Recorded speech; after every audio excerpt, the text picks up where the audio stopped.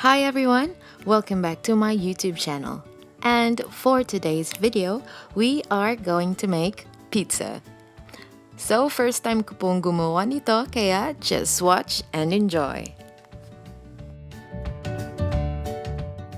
Ang mga sangkap na ating gagamitin para sa pizza dough ay yeast, sugar, salt, flour, and water. First, i-mix natin ang water, sugar, at yeast. After that, i-add natin ang flour at salt.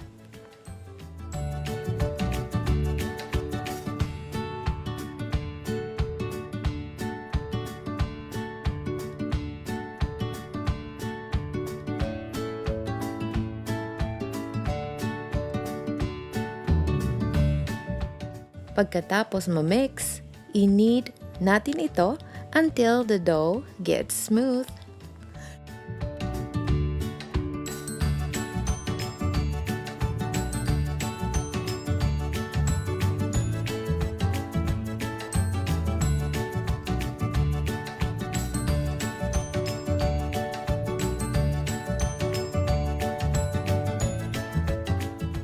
And for our toppings, we are going to need cheese, ham, tomato sauce, mushroom, pepper, and onion.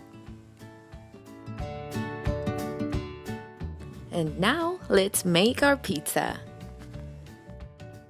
Una, i-flatten natin ang dough.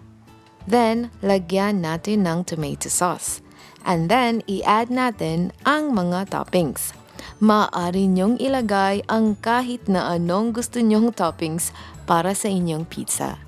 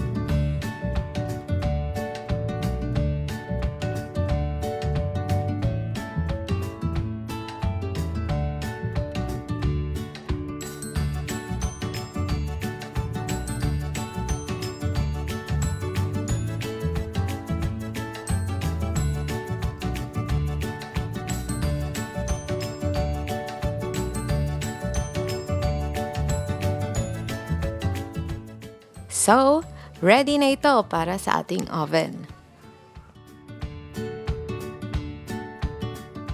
After 10 minutes, luto na ang ating pizza.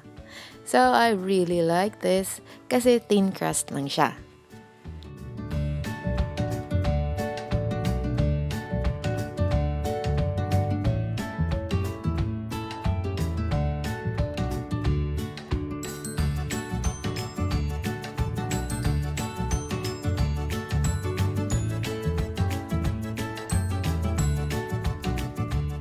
So ngayon, i-try natin gumamit ng pan sa pagluto ng pizza.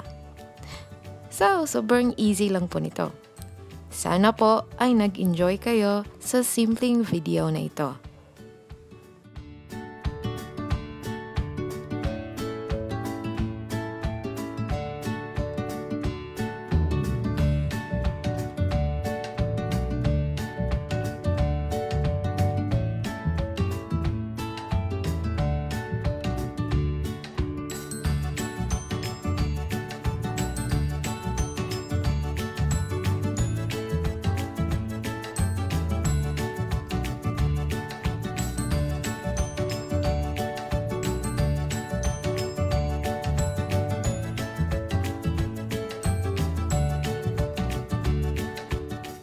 Thank you so much for watching.